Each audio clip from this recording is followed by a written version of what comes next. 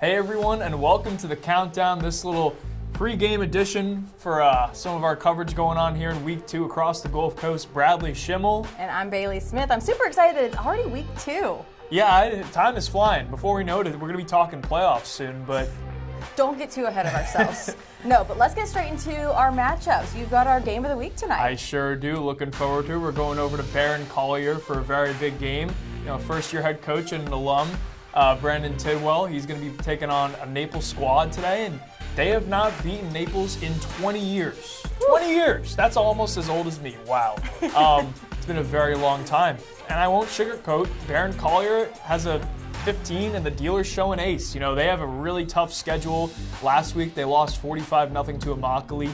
Tonight they got to play Naples, then it's Estero, Lely, the list goes on. The good news is though, like I said, a new coach, always exciting. He's an alum. He's looking to bring some juice to the program. It could start today if they win a big game.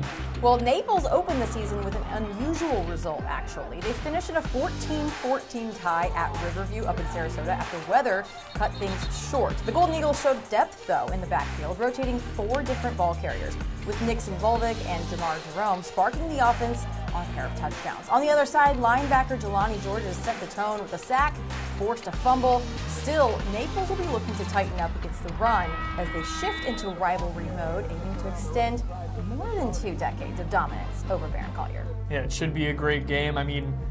Speaking just for Barron Collier, if they can win this game, that's a huge landmark for their program, I'd say. But, why don't we talk about our next matchup? Yeah, so we've got Riverdale taking the trip to face South Fort Myers. The Wolfpack come in off of a lopsided win, and they'll try to keep that momentum going into Week 2. South Fort Myers rolled in its opener, handling Gateway with a 46-6 win. Quarterback Will Bickler spread the field through the air while Leo Lattis added spark on the ground. The Wolfpack defense was just as dangerous, scoring twice on interceptions and racking up 5 sacks. With that kind of pressure up front, South showed how disruptive it can be. The only concern came with discipline, more than 20 penalties that the team knows it just can't afford against a tough opponent. And then on the other side of things, Riverdale, of course, this is a program that's always very solid. Had a great interaction with their head coach. This is a very good team. They love to run the ball and impose their will. Last week, 246 yards on the ground against a good Estero team. The weakness for this team, though, the penalties. Another thing that, happens early in the season, but if they can clean it up, keep pounding the rock, this team should keep rolling. Yeah, well, both teams bring plenty of firepower to the field, and it's setting up a matchup that's definitely one to watch this week. What's next? Well, next we got Estero, who I mentioned earlier. It was a tough loss last week for them, but this is a talented program, and love the coach as well, Minnesota guy, but he brings the heat. Offense started off a bit slow in Week 1. I would certainly not say the sky's falling. This is Week 1 things. Today they have a great opportunity. They can get back on track. They open up things at home. I just think the Wildcats can have something to prove this week for sure. On the other side, Aubrey Rogers comes into Week 2 searching for answers after a difficult 36-2 loss to Gainesville last week. The Patriots had trouble slowing down the Tornadoes' offense, which piled up yards in bunches. Brandon Hauser connected on 10 passes for 129 yards, with Harrison Lyons and Alex Constantinopoulos making the most noise in the receiving game. Ryan Smith chipped in steady carries on the ground, but the Patriots will need sharper execution all around. They'll try to reset quickly, though. The Wildcats pose another big test. 36-2, that's a pretty interesting score. We don't see it. I think that might be a high school scoregami. I'm not sure about what the record books might be saying about that, but scoregami. Yeah, why not? So. But let's talk one more matchup we're going to highlight here in our countdown show here. We got LaBelle at Gateway Charter. Tell us a little bit about this. Yeah, so Gateway Charter tries to shake off last week's loss as the Griffins square off with LaBelle. It's a team that shut them out in their meeting a season ago.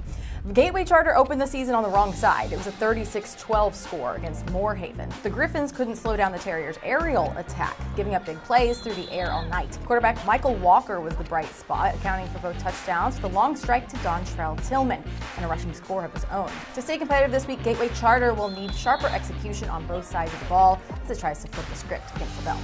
Let's talk about the Cowboys, not the ones that just traded Micah Parsons. We're talking about the LaBelle Cowboys, friends. The theme here has been steady improvement. Ever since 2021, where they had that one-win season, they've just been getting better every year. And last year, they only lost 2 games. It was a really solid regular season. they've been on point on both sides of the ball. They have not allowed a point this season, and they've been scoring in bunches. If they can keep that rolling, the defense stays hot. I mean, they could ride that momentum on the road today, and they'll be a good team once again. Yeah, a lot of great matchups. I'm looking forward to them. There's a lot more going on tonight that we'll have the scores of later on, and we'll talk a little bit about them. But we also had 2 last night. Yes, Cape Coral, their offense looked terrific. We said it last week. If they can play offense, they are a dangerous team. Well, friends, they're playing offense. They scored 47 week 0, 40 in week 1, and 34 last night, I believe. 34-26 win over Lemon Bay. I mean, they put up a fight in that game, too. So it was a good one to be at. East Lee fell to Gateway at home. That score was 21 for Gateway and 2 for East Lee. So another interesting score there. But later on tonight, a lot more in the books, Bradley. Oh, a whole lot more. Very excited. We're going to have your full recap for this. Tune in tonight during the 11 p.m. newscasts. And then after that, Facebook Live, approximately 11:30, we'll say, 11:35. Yeah, we'll have, like we said, more highlights, more scores, and more analysis. So make sure you catch us there. Yep, we'll see you then.